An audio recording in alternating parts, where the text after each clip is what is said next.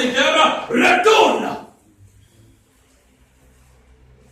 Je t'ai demandé une fois, je n'ai pas dit que quand je donne la promesse que l'enfant viendra, je n'ai pas dit que c'est demain. J'ai dit que l'enfant viendra. Quand j'ai dit que tu auras le travail, je n'ai pas dit que c'est quand tu frapperas la première porte. J'ai dit que tu auras le travail. Alors, retourne. Il faut que tu vois. Pourquoi est-ce que Élie disait à son serviteur de retourner? Parce que lui, il avait entendu un bruit qui annonçait la pluie. Donc ça ne peut être le contraire. Qu'est-ce que le Seigneur a dit à ton égard? Que tu vas mourir? Qu'est-ce que le Seigneur a dit à ton égard? Que tu seras pauvre? Que tu vas mourir comme ça? Il y a des gens qui disent, mais moi je vais faire encore comment? Ma famille est une famille pauvre. Mon quartier est pauvre. Les arrière-parents c'est pauvre. Je n'ai même pas une longue main. Je vais faire encore comment? Qu'est-ce que le Seigneur, est-ce que c'est le Seigneur qui t'a dit que tu es pauvre, que ta famille est pauvre et que tu mourras comme ça? Lorsque nous regardons la parole de Dieu, la parole de Dieu dit qu'il nous a bénis.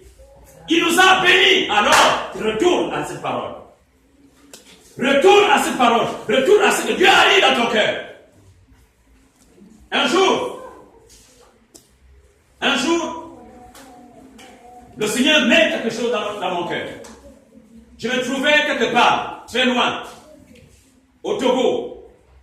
Et le Seigneur met dans mon cœur, en fait nous étions deux, la pensée de partir à Paris.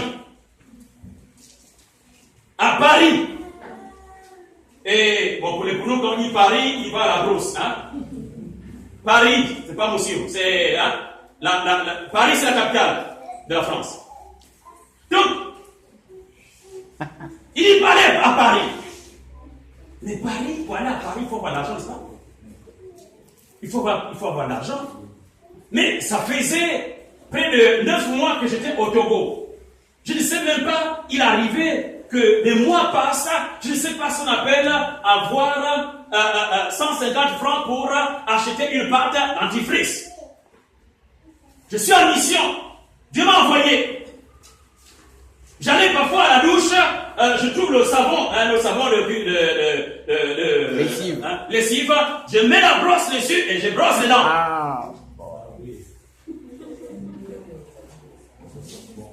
Je fais ça parce que il faut quand même, je n'ai pas et je ne suis pas, Dieu m'a pas dit il faut que m'en ait, pas demander. Dieu m'a dit il faut la mission.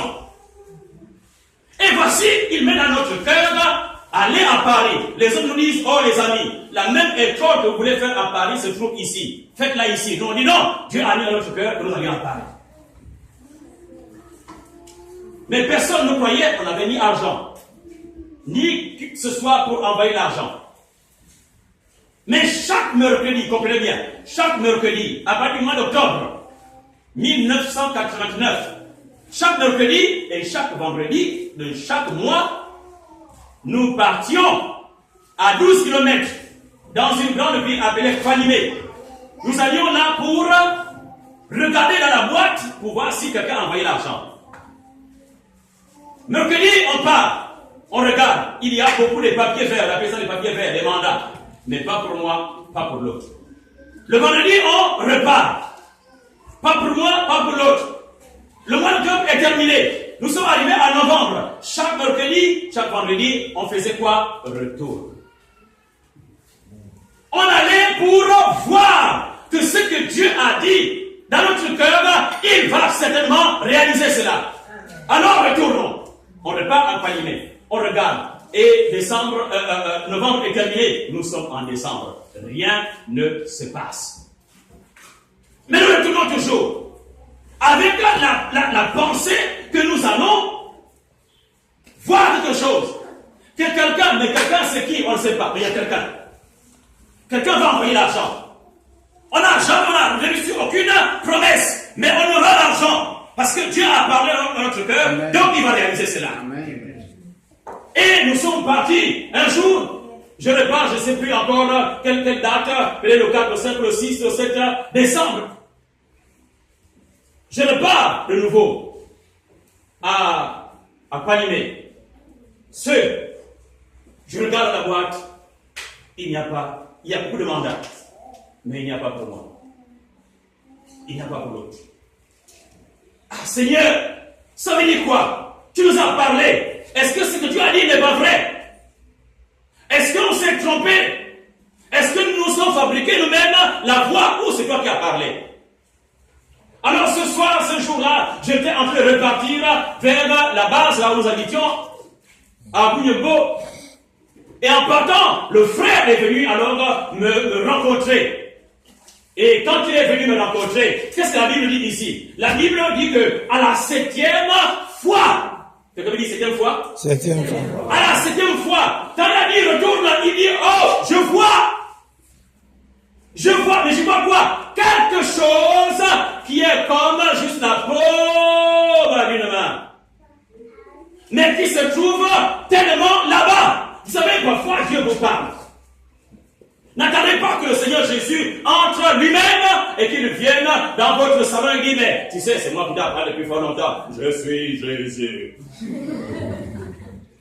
Et puis, Seigneur, maintenant je fais quoi? Bon, maintenant, tu veux quoi? Tu me demandes quoi? Bon, la plupart du temps, si Jésus vient vous a dit, oh Seigneur, je veux l'argent.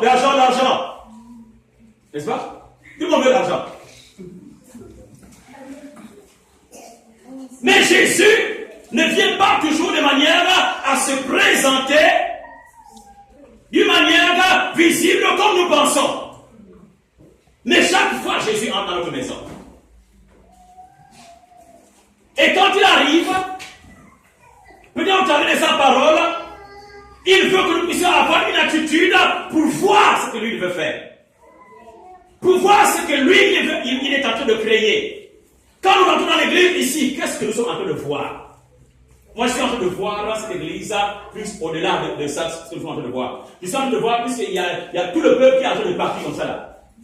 Vous devez faire le possible réellement d'équiper cette église, de bien mettre l'église parce que les gens vont venir. Amen. Les gens viendront d'ici là, les gens viendront de là, pour dire tout simplement, nous allons dans un lieu pour nous recueillir. Qu'est-ce que vous voyez? Vous voyez que vous êtes dans une église retirée? Non, loin de là.